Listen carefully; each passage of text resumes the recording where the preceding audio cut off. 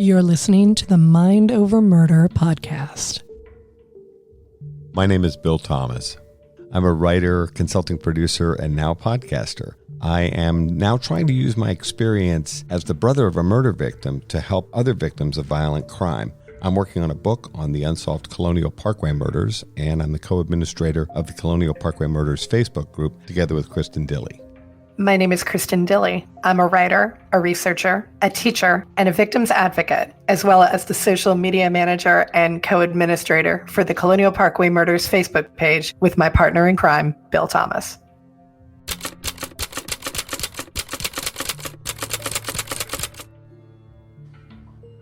Welcome to Mind Over Murder. I'm Kristin Dilley. And I'm Bill Thomas. We're bringing you our CrimeCon After Action Report. It is a week after CrimeCon, Mr. Thomas, and how are we feeling? I'm still tired. Oh, God, me too. No, it's not a week yet. It's 5 days, right? Five days. Full work week, and you came back and jumped right back into teaching. And oh, my God. Oof. It was a hard week. Yeah, it was a hard week. I'm exhausted myself. And I don't dig ditches for a living like you do. I told my kids when I got back on Monday, I said, y'all, I don't know what time it is. I don't know what day it is. Like, you're just going to have to be really cool with me for Monday. And I was losing words and reaching for phrases. And they were like, Miss Dilley, are you all right? And I did crime all weekend. It's a thing. And a lot of them know that I have a podcast. And so they were asking, like, was it fun? Did you talk about crime? Did you get to meet? They were like, did you get to meet criminals? I'm like, no, this wasn't that kind of. This wasn't that kind of thing. No, we're not seeking to meet. No, they were interested in everything. But I told them, I'm like, you guys, I am so jet lagged. And I still feel like I am. It's been 5 days and I still feel like I don't know what time it is or what date it is or where I am. No. And I came back to just a ton of work and it's been just a complete mad scramble. It was fun though. It was great. Yes, CrimeCon was fantastic. So let's set the stage, shall we? Yes. We were in Las Vegas this year. It moves around every year. It's in a different... There have been some disruption due to COVID.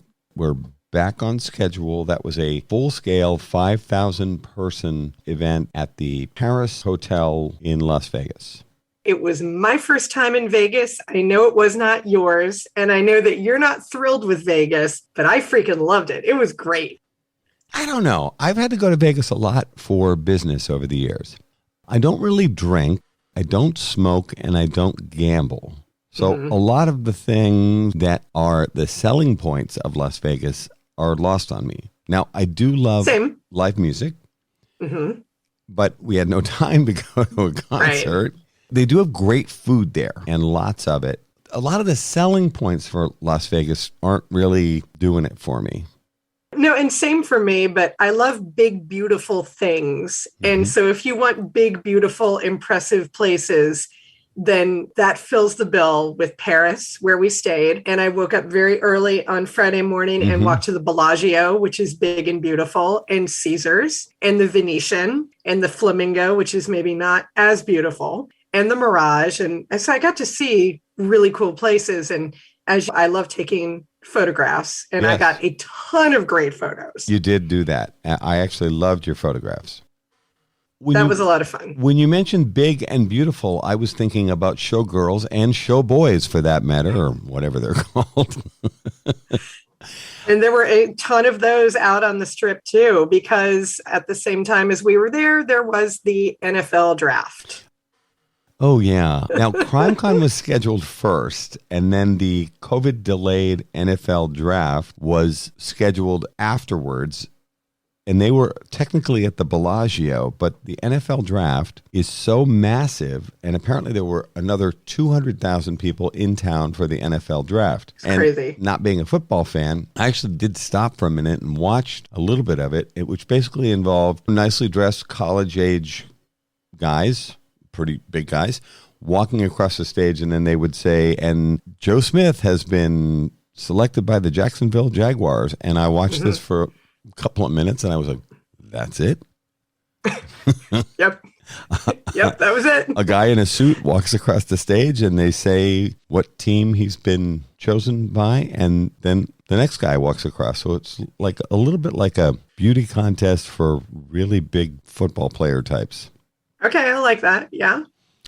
And then it was party. Oh my gosh. For the whole rest of the time. It was crazy. Which meant, at least from my room, which faced out that way towards the Bellagio, the thumpa music went on until late into the night. So it was really loud. I know you had a later flight out than I did on Sunday, but I had to get up at dark 200 instead of dark 300 so that I could get out of the hotel and get to McCarran.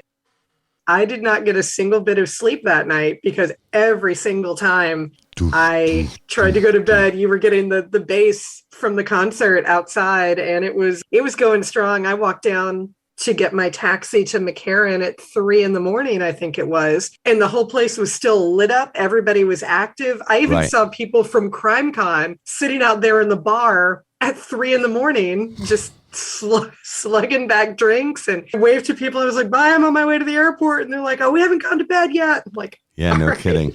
To you. Well, that's great. Being the live music aficionado that I am, they had free concerts at the NFL draft, but somehow I didn't manage to see them.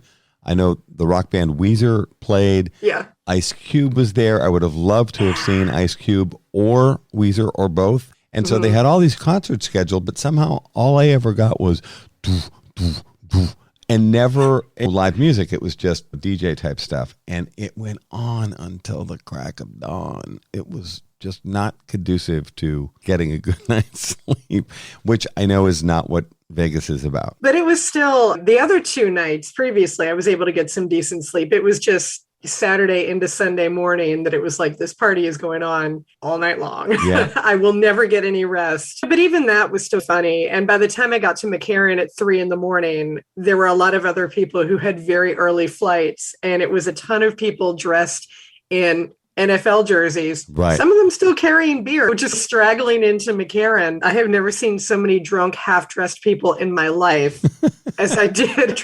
People trying to go through security at McCarran at 3:30 in the morning. With their beer in their hands? This is crazy. You said somebody was trying to get in a fight with one of the TSA officers? There's a smart move.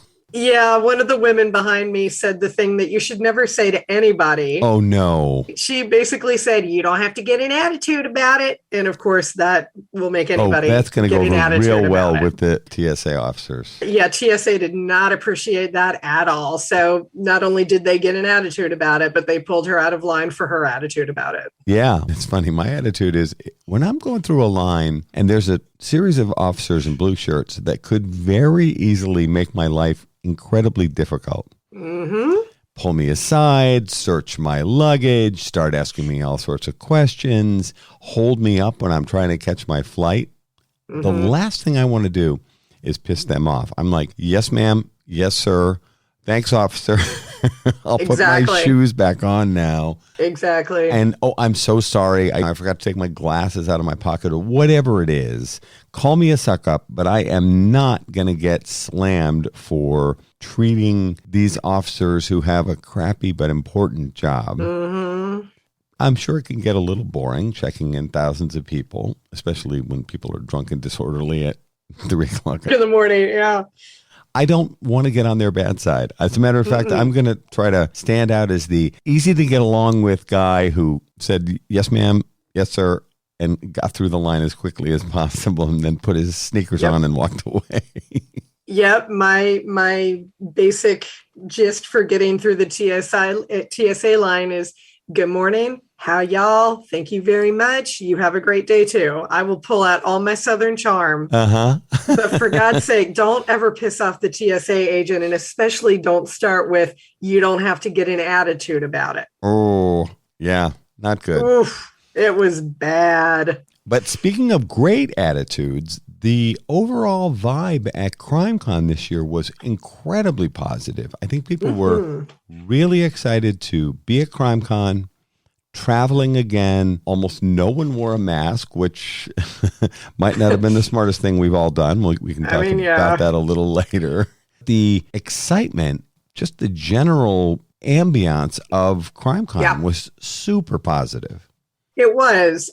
From the very first day, I got to Paris, checked into the hotel, called Mac on her cell phone, said, "Where are you?" And she said, "I'm downstairs on Podcast Row. I found your table." I headed down to Mac, and from there, that was the start of the whole weekend. Oh, my gosh. And then you called me and said, "We're down on Podcast Row." I was lying down for a few minutes, and I was like, I got to throw on my sneakers and get down there, because it's always so fun to be on Podcast Row, our first time.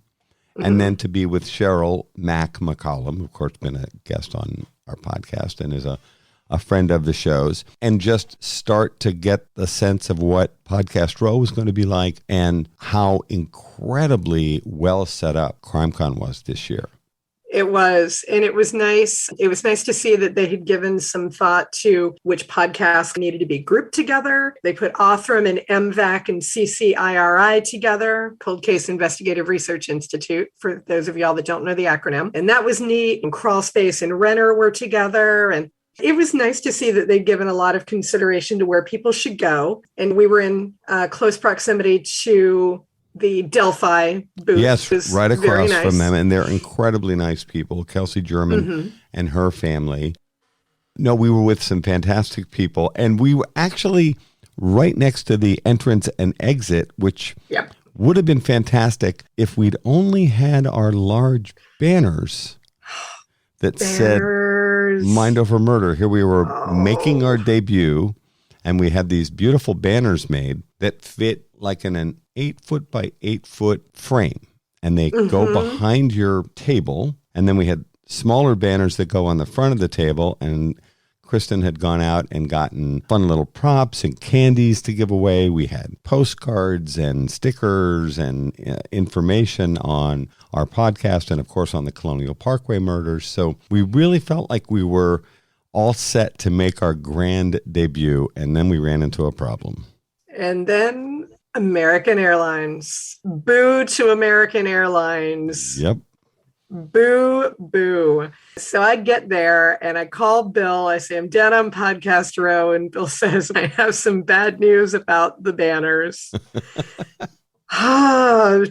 Bill, fill the people in on why we are so angry at American Airlines right now. Well, American Airlines lost our banners.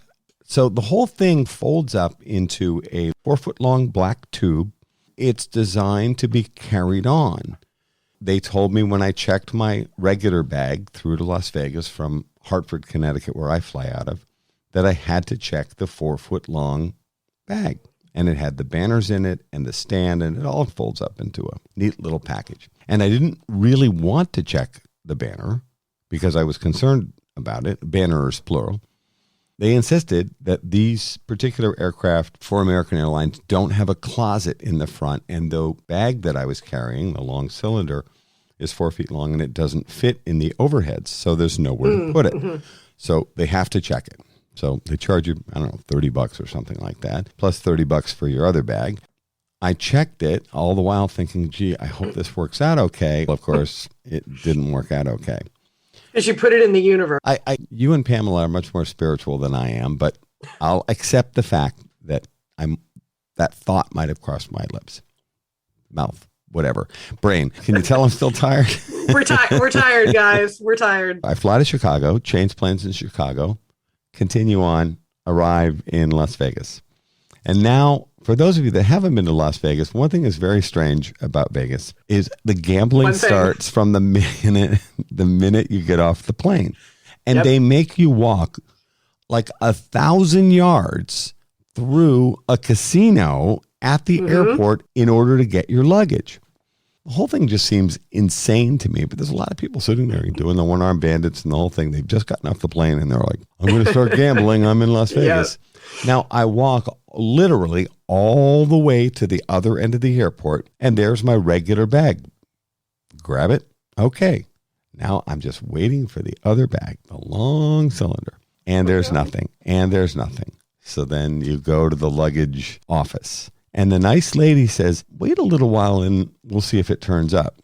And I thought to myself, I don't have a good feeling about this because everybody else's bags have come, been collected, and they're in the cabs and on their way to their hotels, etc.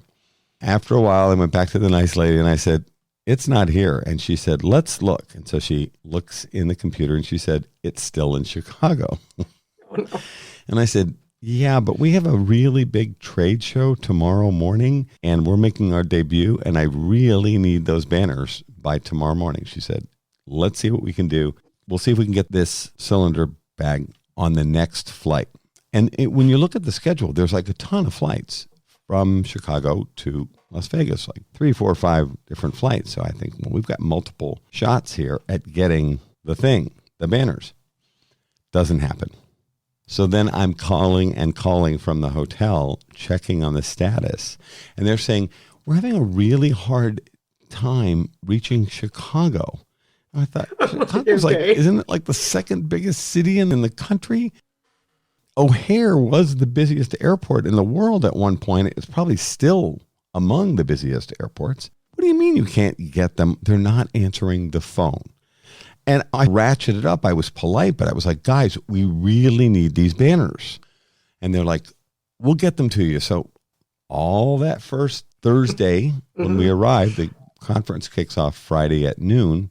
I'm calling and begging them for an update. And then finally, around 11 o'clock on Thursday night, they said it'll be here on the first flight the next day. And then, of course, it was. And then it's, can we get it from the airport to the Paris hotel and get it delivered on time? Lots of promises made, lots of promises broken. But finally, around noon, between 12 and 1, I heard from the package desk at the hotel that they had the package. And this guy, my new best friend Everett, had been looking for the package all morning, and he made a special trip to the bell desk to get the package, which was waiting for me outside the hotel, and he brought it to Podcast Row.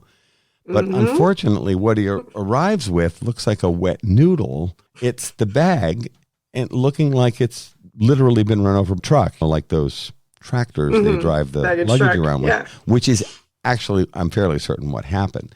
And then inside is essentially nothing. The banners are gone. Most of the pieces of the 8x8 support structure are gone. Because I'm sure what happened is it got crushed or something, and then they took everything out and threw it away. So what I got was, I'm not 2 or 3 bungee cords, a couple of clamps, and maybe one of the supports for the structure that holds it in place, the stand. Yep. And that was it. And so it was so sad. I had gone to a panel and I came back and I was like, Bill, where's the banners? He held up this bag and it's cracked in half. And I'm like, what is this? And he said, the banners are gone. And it was just, oh man, we really wanted our great big banner because we'd never had a chance to use it at a show. We didn't have it in time for Savannah. Nope. So we finally decided we have options for what we're going to do for our next show, which is going to be Savannah Crime Expo again. That was heartbreaking. I really wanted that banner. Yeah. So we did do a couple of things. The people at the Business Center were very helpful. And Pamela, my wonderful partner, made some small signs, which she texted and emailed to us so that we could go to the Business Center and say, could you please print this out on 8.5 by 11 stock? So we could tape those to the front of our table. We just made the best of it. We couldn't make much of a splash because we're in this very large ballroom with all these other podcasters who were all incredibly nice, and people were very supportive about the banner problem. And we met a ton of people. I would say about 50%. We talked to hundreds and hundreds of people. It was really a lot. And I know Kristin was like, I am completely overwhelmed by the afternoon both days. Easily 50+% of the people we met were at CrimeCon for the first time, which is very interesting. This is the 5th year, and I've been 4 of the 5 years, I believe. And you've been... I think this is 6th year, actually. There was a specialty T-shirt that was going around that had all 6 years on it. Yeah. I did Nashville was my first, then New Orleans. There goes the thunder we've been talking about all day. Right. Nashville, New Orleans. I virtually attended Austin, and then this one. So technically 4. I thought this was probably the best CrimeCon yet. There was so much about it that was so fantastic. And from the perspective of an attendee, it's an embarrassment of riches. There's so much going on and so many interesting panels. They had fantastic guests this year. Mm-hmm. The one thing we're going to have to try to figure out now that we're wearing our podcaster hat is the commitment to being on Podcast Row is quite daunting, because at the same time that Kristin and I want to promote and ask people to check out Mind Over Murder, which is fun, we also want to hear and see these panels with these incredible experts and family members, investigators, forensics people. There's so much you can learn, and it's very entertaining. Mm-hmm. It's not like they're sitting there lecturing you. It's designed to be understandable by civilians. We're not scientists, for example. We're not trained investigators, but we admire those people, and it is so fun to be able to go to these panels and listen to the discussion. Yeah, it was great. And we loved interacting with our fans and our guests. We did see a number of our fans who showed up at the booth. And I was absolutely tickled every time somebody asked, can you sign this for me? Right. Can I have an autograph? Can I have a selfie? that blew my mind the first time somebody asked me for one. I was like, oh my gosh, really? We all know that Dr. Henry Lee was the first person ever to ask me for my autograph, but this was pretty cool. I ended up signing, I got to say, probably at least a dozen. And posed for a couple selfies, and it was neat. Yeah, it was really fun. A number of people came up to us and said, I listened to the podcast. I love the podcast. Thank you for doing it, which is really nice to hear. You're not really expecting that. There was a lot of people who said, oh, this sounds really cool. It's wonderful to meet you. I will definitely check it out. We had QR codes on the table in front of us. Mm-hmm. These were not stolen by American Airlines.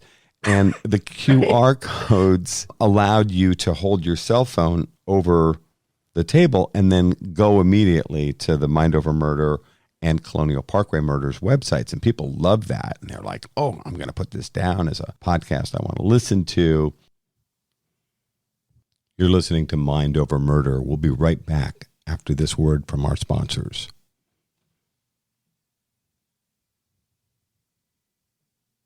We're back here at Mind Over Murder.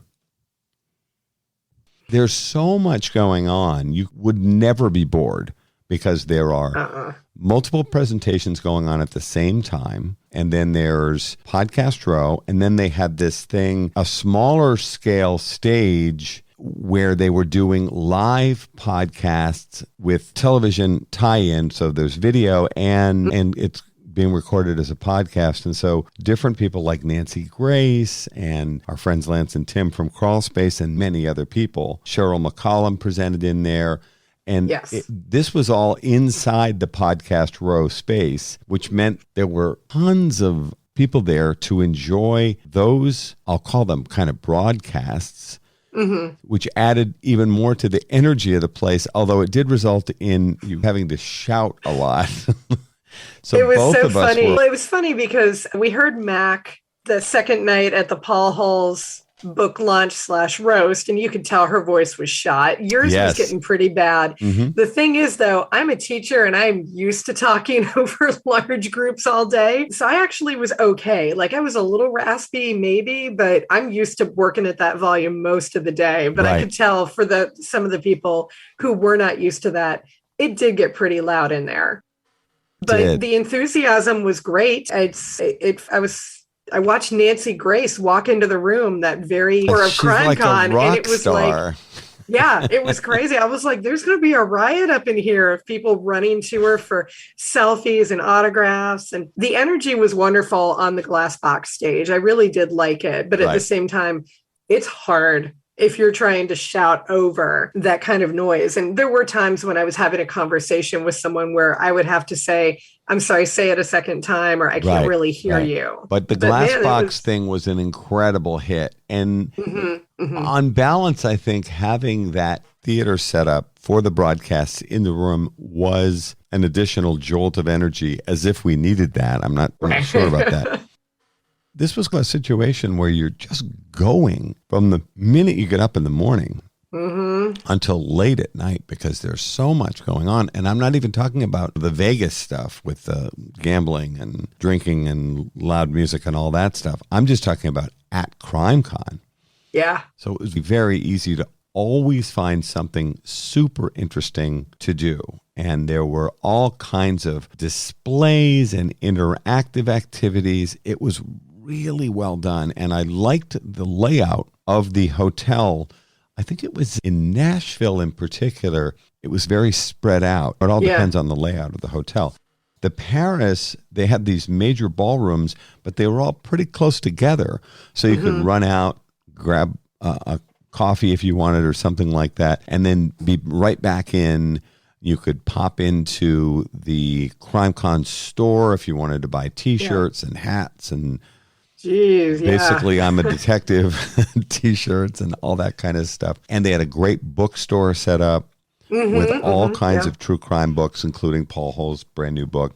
There was just so much going on. It was really fun. And the people that we talked to, first-timers and returning visitors, all really seemed to like it. Unfortunately, because we spent so much time on Podcast Row, neither of us got a chance to see all of the panels or even most of the panels that we wanted. But we each had one or two that we were like, we will absolutely 100% go to this panel, like no matter what.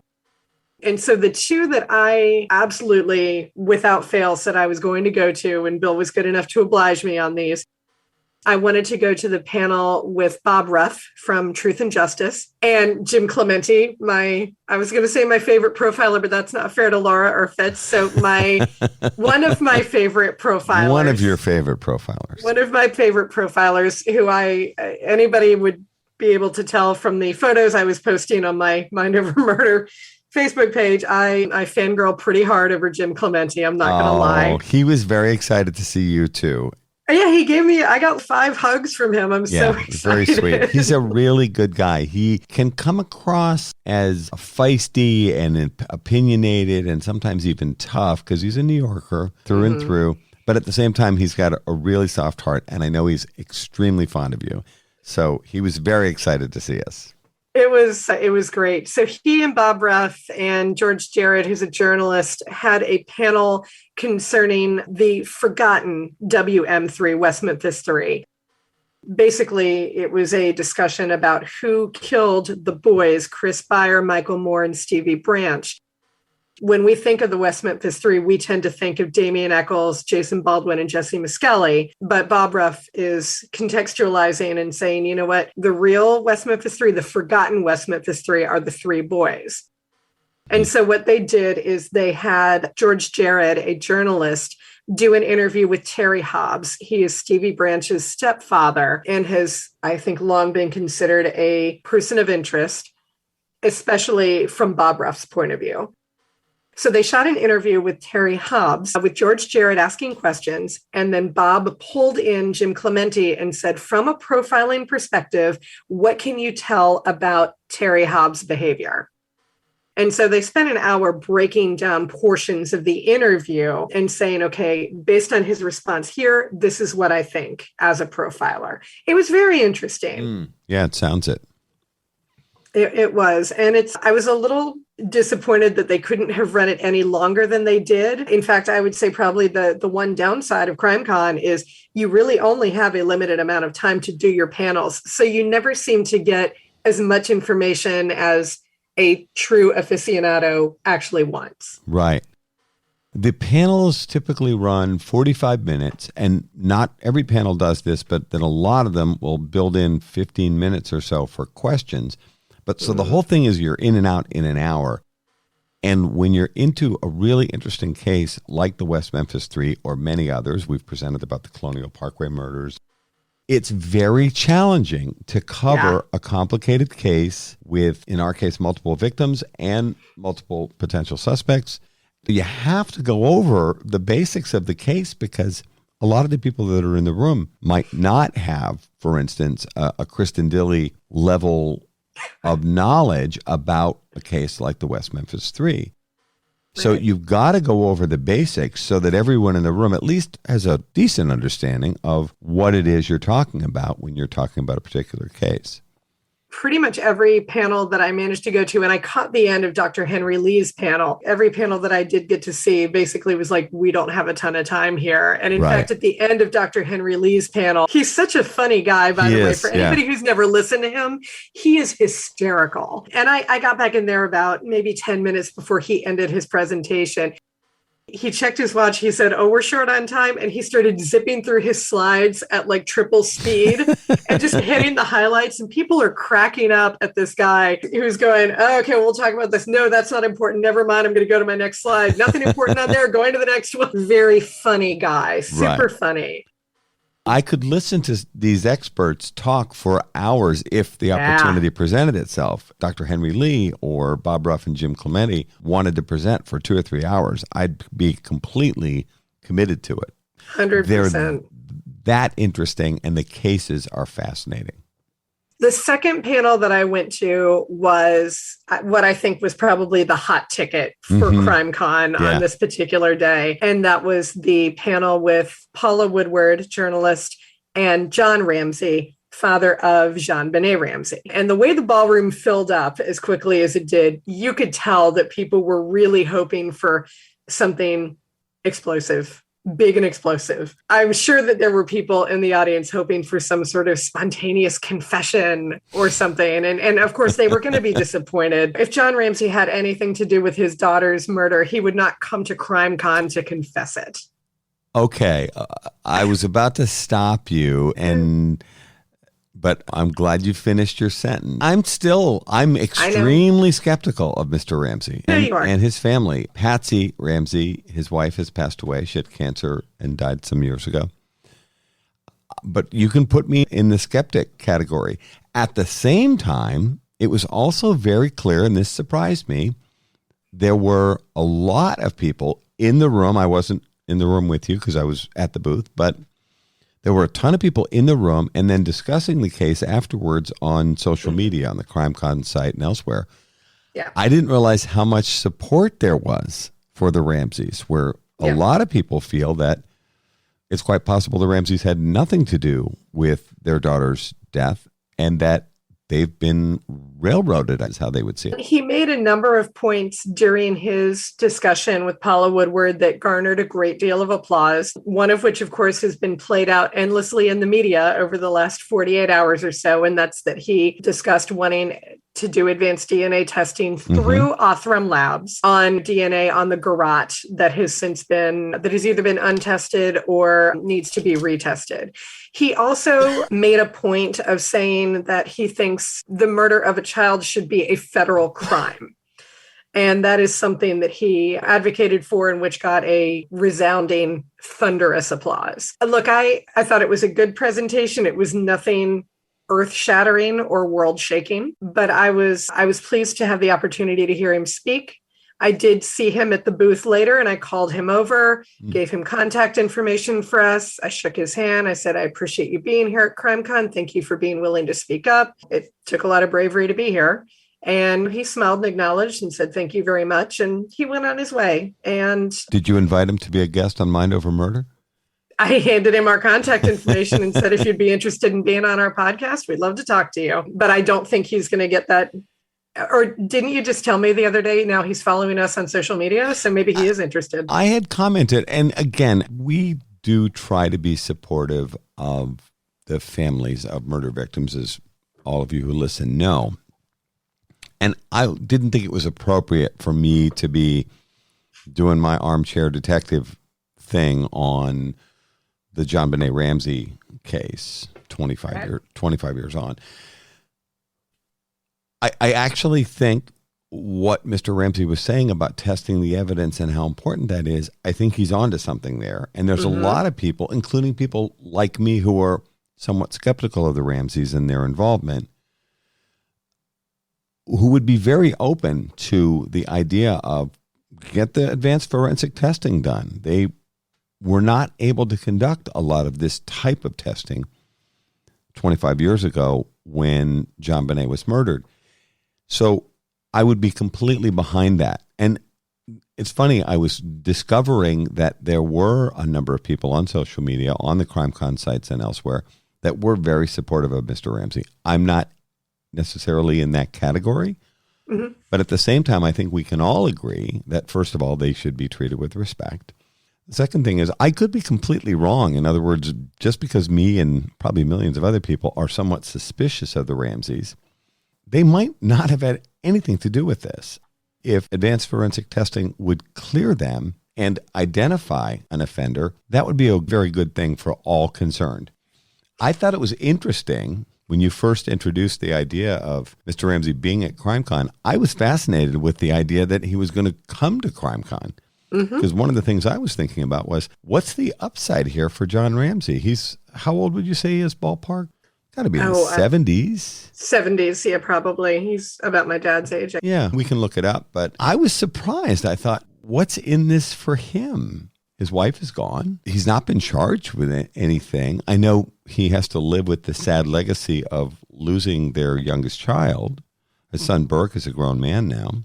That was one thing I still don't know that I've completely figured out. It's almost like he's on a campaign to rebuild his reputation or something. At the moment, his campaign is, let's test the effing evidence. And I think ultimately you and I noticed that was a trend over this weekend. In fact, test the effing evidence was on a shirt that Bob Ruff and his folks for Truth and Justice were wearing. It didn't say effing, it said the other word, but we're a family-friendly podcast here, so we're not going to say that word. But I actually went over to Bob Ruff's partner and said, my partner and I love your shirt, where can we get it? And he said that it had been made specifically for them by a listener, but that they were being considered for a new piece of merchandise at the Truth and Justice podcast. And as soon as that's available, I think we need shirts that say test the effing evidence, because it's so true in our case, in the Ramsey case, in the West Memphis 3 case. There are so many cases where test the effing evidence is absolutely something that people need to be wearing across their chests, on their backs, like test the effing evidence. I think that's an excellent point. Oh, and by the way, we did some quick research here on the Google machine, and we were right. John Ramsey is 78 years old. I think he's trying to promote the idea of testing the effing evidence, which is 100% valid and actually extremely important. His intense desire and verbalization that he really wants this evidence tested might actually lead me to believe that perhaps he doesn't have anything to do with John Benet's murder or cover-up. Yeah, why would you be advocating for testing the effing evidence if it's only going to turn around and point to you? I was messaging back and forth with Jim Fitzgerald about this, and he has his own thoughts and theories about why that might be. But I don't have Fitz's permission to share them, so I'm not going to give them. But he's got his own ideas, and I'm sure Jim Clemente does as well. And really anyone who has solid knowledge of the Ramsey case, they probably have their own theories as to why Mr. Ramsey might want that evidence tested or might not want the evidence tested. But it was a good panel, and anybody who was walking in there expecting for there to be an explosive bombshell of information probably walked out a little disappointed, but I thought it was great. Since those were the two panels that I mainly wanted to see, I'm pleased that I got to watch those. John Ramsey also did a special panel on Sunday, which was incredibly well attended. Unfortunately, both of us were on airplanes by the time this took place. And this was a different format. This is referred to as an AMA, or Ask Me Anything. He also did that one with Paula Woodward. She acted as the moderator, and people asked him questions, including people that were very skeptical of Mr. Ramsey's version of events the night that John Benet was killed. And Jim Clemente was among the people that asked questions. Some of them were quite pointed, as I understand it. I read about this. We have an opportunity, as do all of our listeners, if they choose to subscribe to CrimeCon. You can actually watch the panels and discussions, including the Ramsey Ask Me Anything panel. We've been so busy since we got back, I haven't had a chance to circle back, but I would actually love to watch that discussion, because apparently he took a lot of questions, friendly questions and expressions of support for the Ramseys, and there were also people that were quite challenging. On Sunday, we did end up missing a ton of programming, because when we first started going to CrimeCon started at noon on a Friday, ended at noon on a Sunday, which is fine for the teacher who has to go back to work. But unfortunately, well, I guess fortunately for the people who didn't have to go back to work, but unfortunately for us who did have to go back, we ended up missing a ton of programming on Sunday because it ran all the way up till 3, 4 o'clock. And then there was a massive after party. So we missed all of that. We had booked our travel and our hotels and that sort of thing right after the last CrimeCon.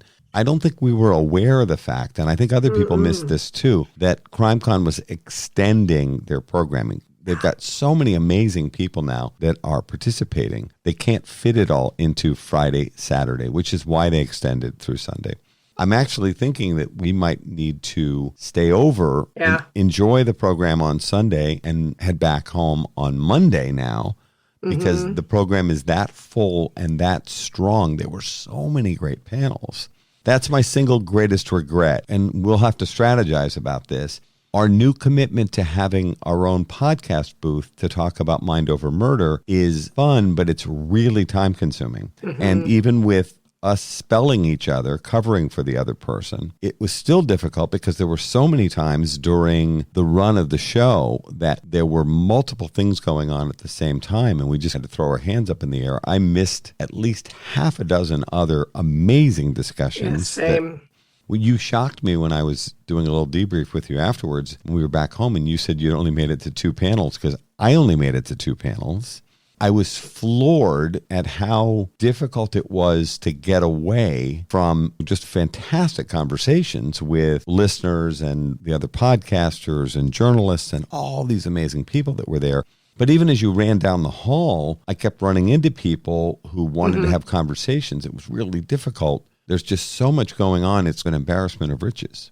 It really was. It's my understanding, too, that on Sunday they did have some excellent programming, but I also know that there was a certain amount of high drama that happened on Sunday. Maybe people were a little tense after a long weekend away or something, but apparently there was a great deal of drama that happened at a couple of different panels. I do remember reading on one of the CrimeCon fan pages that there was someone who jumped the stage at a panel. That's kind of disturbing.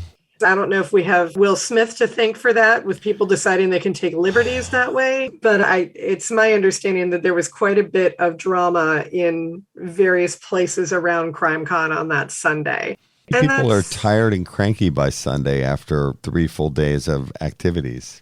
I feel like that would almost have to be. Although I am very much appreciative of all the wonderful people who came out and said hello, and all the friendly faces and all the people who really enjoyed being at CrimeCon, we really can't get past the fact that there are some people who are maybe, I'm trying to figure out how to word this. I don't want to say they're weirdos, because they're not necessarily, but there are definitely some people at CrimeCon that if I were alone in an elevator with them, I may edge a little further toward the wall. I would say that there definitely were some people there who were very insistent on spending personal time with presenters and guest stars and felt they should take their liberty to do that while the person was on stage. I know there were people who felt like they had evidence that they needed to give. And so they, handed things over or felt the need to impose their own views about a case onto someone who happened to be in the middle of presenting or speaking or something else. It's always the awkward moments that kind of make me go, oh, it's maybe not the most appropriate time or place for this. Well, something I think we're going to have to continue this in our next episode. We have so much more to talk about CrimeCon and our fabulous weekend and all of the fun people that we met and the topics that we discussed, that we're going to carry this over to a second episode. That's going to do it for CrimeCon After Action Report Episode 1. We will be back with Episode 2 very shortly. Thanks so much for listening to Mind Over Murder. We'll see you next time.